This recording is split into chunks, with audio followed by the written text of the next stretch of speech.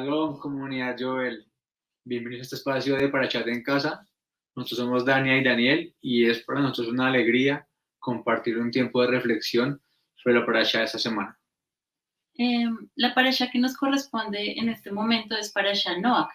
Y si bien es una parasha muy amplia que tiene muchos aspectos relevantes e interesantes para estudiar y comentar, nosotros nos vamos a enfocar en la Parashat Noach como un mensaje de salvación o de Yeshua. Para empezar el estudio de esta Parashat, quisimos traer un dato de el momento en que fue el Maúl que relata Parashat Noach. Dice la Torah que inició el día 17 del segundo mes y concluyó, o la tierra estuvo seca, el día 27 del segundo mes también. Sobre esto hay dos opiniones diferentes de diferentes rabinos. Algunos dicen que el segundo mes corresponde al mes de Heshvan, argumentando que el primer mes es Tishri, este mes que estamos ahorita finalizando, que es el que marca el calendario hebreo actual. Y otra postura que hay de otros rabinos dice que el segundo mes corresponde al mes de Iyar, argumentando que el primer mes es el mes de Nisan. En una opinión propia, me inclino más hacia la segunda postura, diciendo que es en el mes de Iyar. Yo lo veo así por dos razones. La primera, porque en la Torah, en Éxodo 12:2, Hashem, refiriéndose al mes de Nisan, dice: este será para ustedes cabeza de año, este mes. Entonces, al ser este un calendario bíblico, creería que el segundo mes es el mes de Iyar. Adicional a eso, Iyar corresponde a la temporada de primavera, donde la naturaleza vuelve a florecer, donde los campos se reverdecen y florecen. Y un dato que no es menor es que esta también es una temporada donde acaba de pasar Pesach, que si bien pues en la época de Noach aún no estaban estipuladas las fiestas, digamos que los tiempos sí siempre han estado marcados desde el principio y siempre ha habido tiempo para Pesach, para primavera y para otoño, fiestas de recolección y digamos que el calendario bíblico sí siempre ha estado marcado. Entonces pues Pesach es sinónimo de salvación, de redención, de la salida de Egipto, del pacto que renueva Yeshua. Entonces, por esas razones, creería yo, me inclino más a pensar de que este Maúl inició y cerró en el mes de Iyar.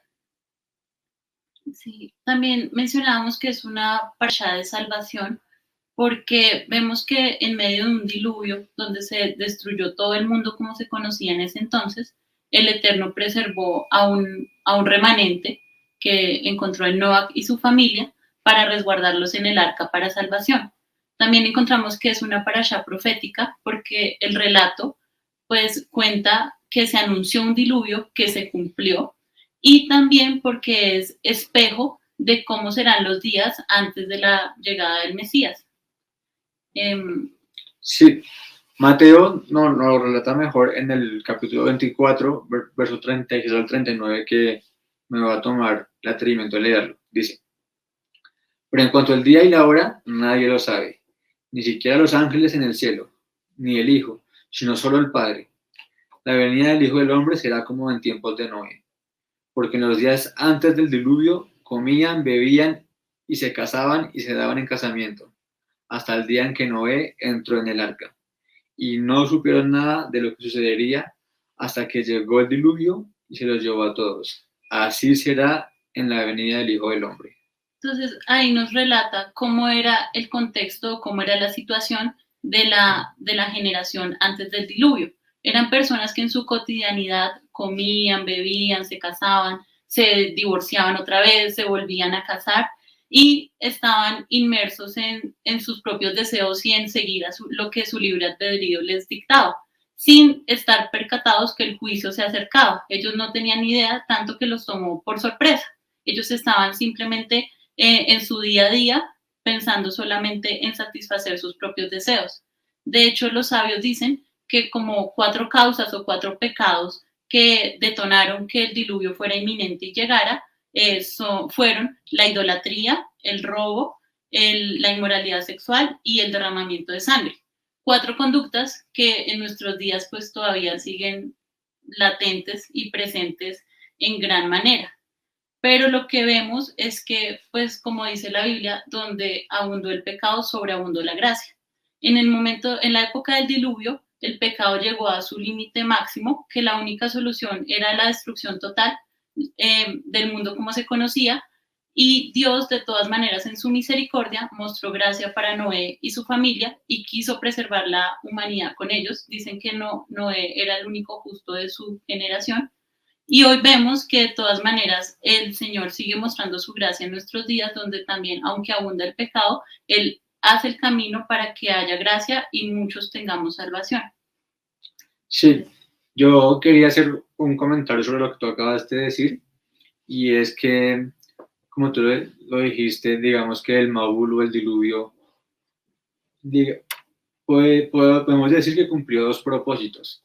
El primero, que la tierra hiciera una debilidad, digamos que total, y se pudiera purificar del pecado que había en ese momento en nuestra generación. Y 2, es también la forma en que se emitió juicio sobre esa generación, y pues, como ya lo relata la Torá, pues da salvación a Noah y a su familia, a su esposa, a sus hijos y a las esposas de sus hijos. Y ahí, como tú lo mencionas también, podemos encontrar la gracia de Hashem, y la podemos encontrar en dos cosas. La primera, que hubo un tiempo de espera mientras se fabricaba el arca, donde bien sea cualquiera de las personas de esa generación no hubiera podido como rectificar y volverse a Hashem o volverlo a mirar a él y dejar su conducta, hasta un momento que fue ya pues inminente el tema del diluvio, fue pues cerrar esa oportunidad. Y la segunda opción, la segunda forma en que Hashem manifestó su gracia con la humanidad es con un pacto que hizo con él, el pacto pues de Noah, que dice que en Bereshit 6:18 lo anuncia, aún no ha pasado todavía el diluvio, ahí anuncia que va a haber el Mabul, y le dice a Noah que contigo haré establecer mi pacto, contigo, con tu esposa, con tus hijos y con las esposas de tus hijos. Ahí se lo anuncia, que es un pacto, digamos que de salvación literal, porque pues, va a salvar su vida y la de su familia y pues la humanidad.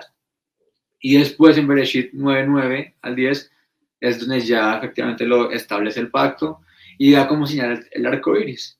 Y a mí me parece hermosísimo que ese pacto es un pacto pues muy incluyente o inclusivo, porque abarca toda la humanidad. De hecho, ahí abarca también toda la creación, incluso nombra a los animales, y pues me pareció muy lindo esa parte, porque quisiera hacer como el paralelo o el símil con de la generación anterior a la generación de hoy, que también nos cobija un pacto, o estamos abrazados a un pacto, que también es un pacto, digamos, para toda la humanidad, que fue el pacto que renovó Yeshua.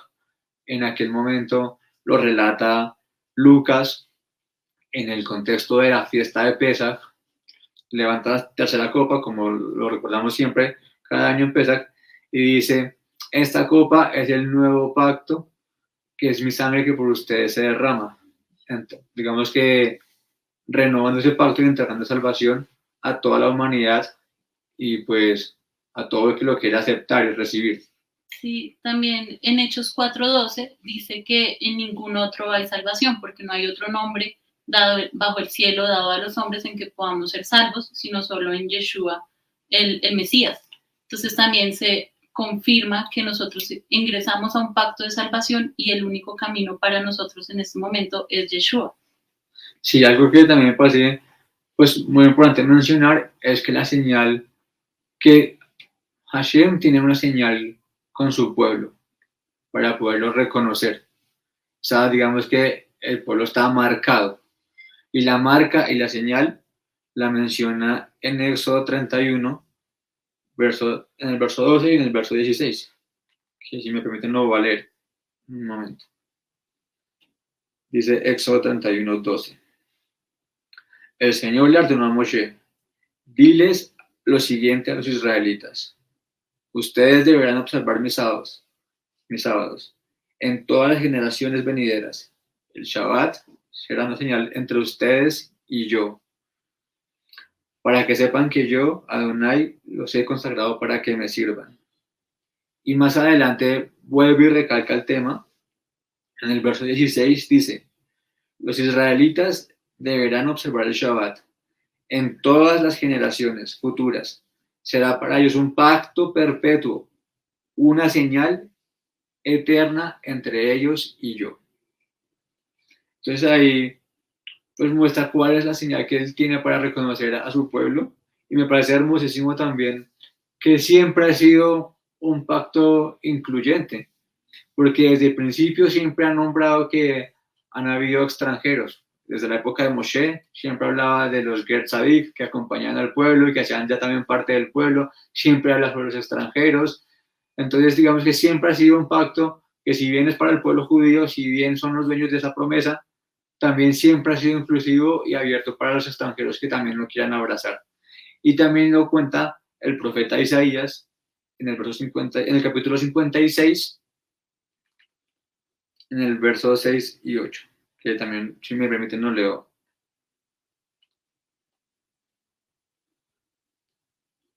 Dice: y a los extranjeros que se han unido al Señor para servirle, para amar el nombre del Señor y adorarlo, a todos los que observan el Shabbat sin profanarlo y se mantienen firmes en mi pacto, los llevaré a mi monte santo. Los llenaré de alegría en mi casa de oración. Aceptaré los holocaustos y sacrificios que ofrezcan sobre mi altar, porque mi casa será llamada casa de oración para todos los pueblos. Ese versículo que acaba de leer Daniel ha sido muy relevante para mí en lo personal, porque la primera vez que yo fui a la comunidad Yovel a un Shabbat, era mi primera experiencia con un Shabbat, porque yo vengo del contexto cristiano desde muy pequeña, pero todo lo que eran fiestas bíblicas era ajeno para mí, nunca me lo habían enseñado. Entonces, en esta primera oportunidad que yo fui a un Shabbat, a mí me gustó todo, me impactó todo, Dios tocó mi corazón de muchas maneras en ese día, pero como era algo que a mí no me habían enseñado, sino era absolutamente nuevo, en mí había un temor de que eso no fuera, que Dios no hubiera determinado que el Shabbat estuviera para que mi familia y yo lo guardáramos. Entonces existía ese temor en mi corazón, y ese mismo día yo vine a mi casa y, estando sola, oré y le pedí al Señor que me confirmara si el Shabbat era para mí, si era para mi familia y era para mí, si a él le gustaba que nosotros celebráramos eso o eso no era para nosotros. Y en mi lectura devocional que yo estaba haciendo en ese momento, estaba leyendo Isaías, y cuando llegué a este versículo, para mí fue claro que el Señor nos estaba llamando a mi familia y a mí a que empezáramos a guardar Shabbat y a guardar fiestas. Entonces, a medida que seguí leyendo el libro de Isaías, empecé a ver palabras que, si bien yo las había leído antes, nunca había caído en cuenta, ni me había dado cuenta que Dios quería que guardáramos Shabbat. Encontraba la palabra sábado, reposo, y era como si se iluminaran, si saltaran de la Biblia cada vez que yo leía Isaías, y en ese momento entró la convicción a mi corazón. Y más adelante, cuando ya empezamos a guardar Shabbat, también fue bonito ver que este es uno de los versículos que se lee cada viernes en la apertura de Shabbat. Entonces es un versículo importante para mí, porque fue la confirmación que Dios me dio para que empezáramos a entrar a este nuevo mundo de las raíces judías de la fe. Ah, qué bonito. Y volviendo otra vez a la historia del Mabul que relata pues Parashat Noach, nos dimos cuenta que la palabra teba o arca en español es utilizada en el contexto de dos historias. Claramente en esta, en Parashat Noach, que fue el arca que Noé construyó para salvar la humanidad en ese momento, Y la segunda vez que habla sobre la Teba es en la historia de Moshe, cuando él era un bebé y cuando dice la Torah que Moshe fue ingresado a una Teba y lanzado al río Nilo, que fue el momento donde ya él pues fue encontrado por la hija de Paró, y vemos que en otros momentos la Teba ha sido como un símbolo de salvación. En su momento en Parashat Noach, para salvar la humanidad entera, pues a Noach, su familia y la humanidad entera, y en Parashat y en Shemot, pues para salvar a Moshe. Entonces eso nos pareció muy lindo. Y ahí, cuando ahí nos preguntábamos, bueno, pero ¿dónde está Yeshua en esta parasha? Esa fue nuestra intención desde el principio, encontrar dónde encontramos a Yeshua en esta parasha. Y encontramos algo muy lindo que queremos compartirles. En Juan 10:9. En Juan 10:9 encontramos como la respuesta a esa pregunta que teníamos. Y dice, yo soy la puerta. El que entre por esta puerta, que soy yo, será salvo. Se moverá con entera libertad y hallará pastos. Entonces ahí pues fue hermosísimo encontrar, o sea, como confirmar que, o darnos cuenta de que Yeshua estaba también en esa generación y él era la puerta de entrada para salvación en esa arca. Sí, y pues así como él estuvo presente también en el arca, está presente hoy, él mismo se presenta como la puerta, como lo acabamos de leer en Juan. Y también sabemos que aunque estamos en épocas de juicio, como fue en la época del diluvio, donde abunda el pecado, el Dios por su atributo de justicia debe permitir que llegue el juicio. Pero la Biblia también nos dice y nos habla de su naturaleza y dice que su mayor deleite es perdonar. Y Él es un Dios clemente y misericordioso. Y Él no quiere que las personas se pierdan, sino que al contrario, lleguen al arrepentimiento. Como lo mencionábamos antes, solamente el Eterno es el que cerró la puerta del arca. Y hoy esa puerta tampoco se ha cerrado para nosotros, aún sigue abierta. Y así como en la época del diluvio, esa generación pudo haberse arrepentido, pudo haber visto que se creaba un arca y que Noé proclamaba pues a seguir a un Dios justo y bueno y arrepentirse de sus conductas. Hoy también nosotros tenemos abierta la posibilidad, estamos en ese periodo de gracia donde podemos retornar a los caminos del Eterno, dejar al lado las conductas que nos hacen alejar de Él, así toda la sociedad diga que está bien, que va de acuerdo al libre desarrollo de la personalidad. Son conductas que abiertamente están contrarias a la Torá y aún estamos en esa época de retorno. También sabemos que Romanos 3:23 dice, lo voy a leer, pues todos han pecado y están privados de la gloria de Dios, pero por gracia son justificados gratuitamente mediante la redención que Mashiach Yeshua efectuó. Dios lo ofreció como un sacrificio de expiación que se recibe por la fe en su sangre para así demostrar su justicia. Anteriormente en su paciencia, Dios había pasado por alto los pecados, pero en el tiempo presente ha ofrecido a Yeshua para manifestar su justicia. De este modo, Dios es justo y a la vez el que justifica a los que tienen fe en Dios. También sabemos que Juan 1:12 dice que más a todos los que le recibieron, a los que creen en su nombre, les dio la potestad de ser hechos hijos de Dios, los cuales no nacen por voluntad humana, sino por voluntad divina. Lo que nos confirma que el único camino que nosotros a hoy tenemos para ingresar a la familia de Dios, para ingresar al pacto de salvación que está vigente, es Yeshua. Y en ningún otro hay salvación, como lo mencionábamos antes. Entonces, si bien Yeshua fue la puerta del arca, que fue la herramienta de salvación, hoy también Él es la puerta por la cual podemos ingresar y encontrar salvación en el Eterno. Sí, es que olvidé leer un versículo que me parece muy lindo porque es como la confirmación a a la conclusión a la que estábamos llegando, que está en Bereshit 7:16, que dice, entraron un macho y una hembra de cada especie, tal como lo había mandado Noé. Luego el Señor cerró la puerta del arca.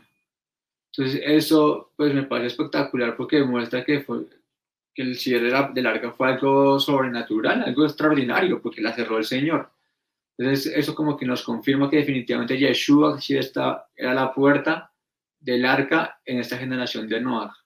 Entonces es hermoso porque pues, dice la Torah que es el que abre y cierra las puertas.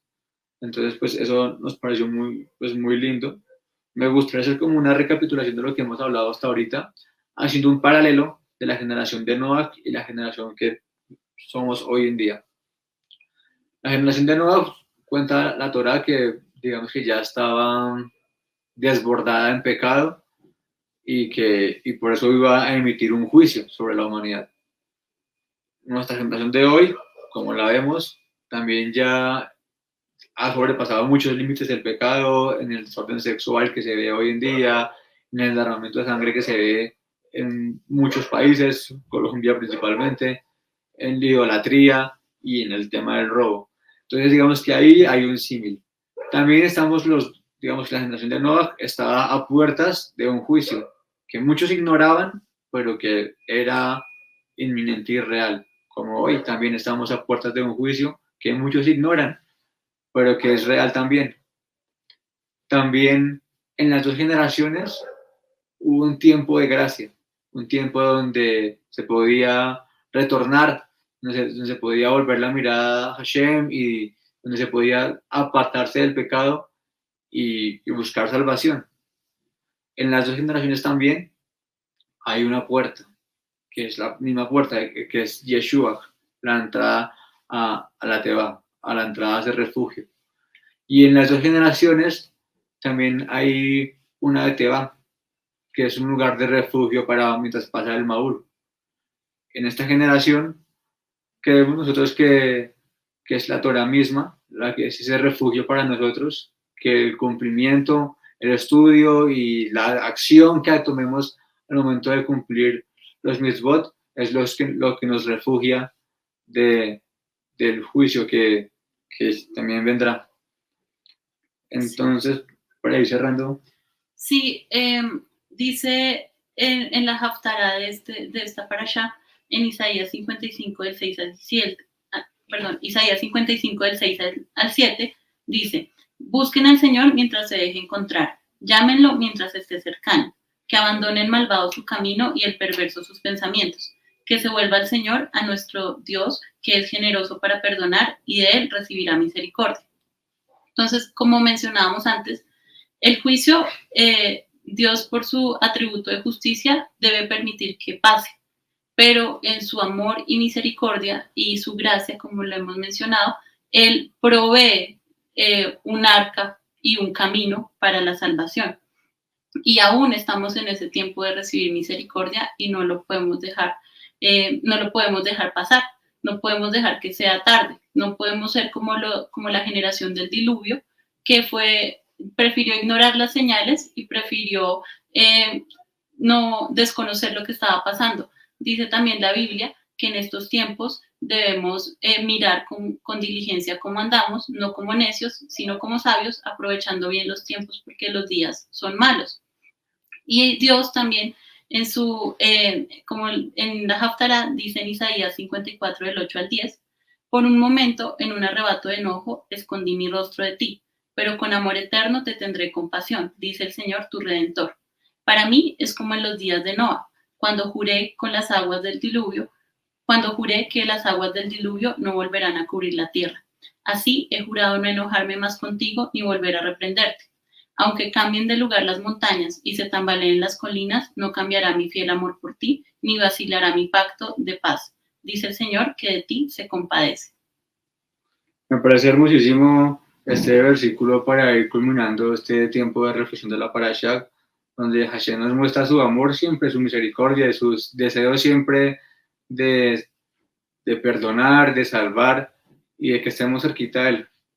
Entonces, me gustaría que, pues, como la invitación de reflexión de este tiempo de estudio para Shag Novak, que nos revisemos, que busquemos a Hashem, que estamos en esos tiempos de gracia, que estamos en el tiempo donde Él aún puede ser hallado, donde aún es cercano, donde aún la puerta está abierta para todos, para que volvamos a Él, no solo nosotros, sino nuestras familias, y que podamos ser portadores de esa besorada, de ese mensaje de salvación que hay para la humanidad, que Hashem nos permite hacer su herramienta para seguir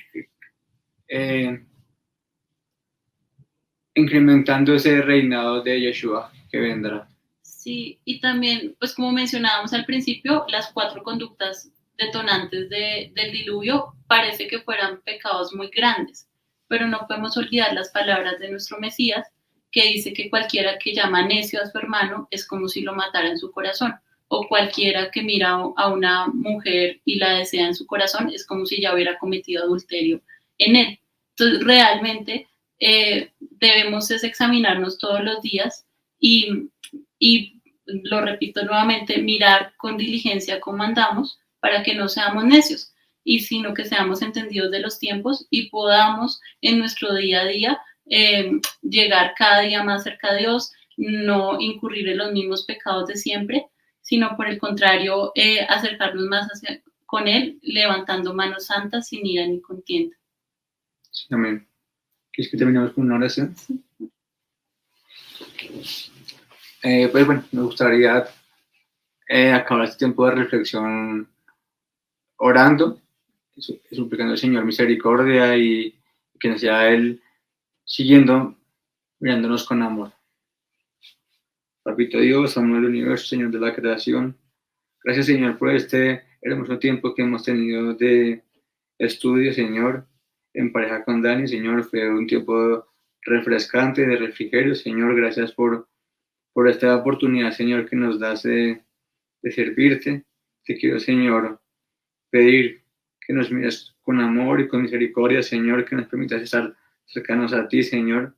Te pido por cada uno de esta comunidad, yo, el Señor, y por sus familias, Señor, que todos, Señor, seamos cercanos a ti, Señor, que los padres se puedan volver a sus hijos y los hijos a los padres, Señor. Te pido por este país, Colombia, Señor, que tengas misericordia de este país, que seas tú quien nos gobierne, Señor, y que podamos mirar a ti, Señor, nuestra mirada dirigirla a ti, Señor, que podamos retornar a ti, que podamos apartarnos del pecado, Señor, y ser buenos siervos tuyos, Señor. Te lo pido en el nombre de Yeshua, nuestro Mesías. Amén. Amén. Comunidad, muchas gracias por este tiempo de reflexión, gracias por acompañarnos y por estar hasta el final. Un abrazo muy grande y hasta la próxima. Shalom. Shalom.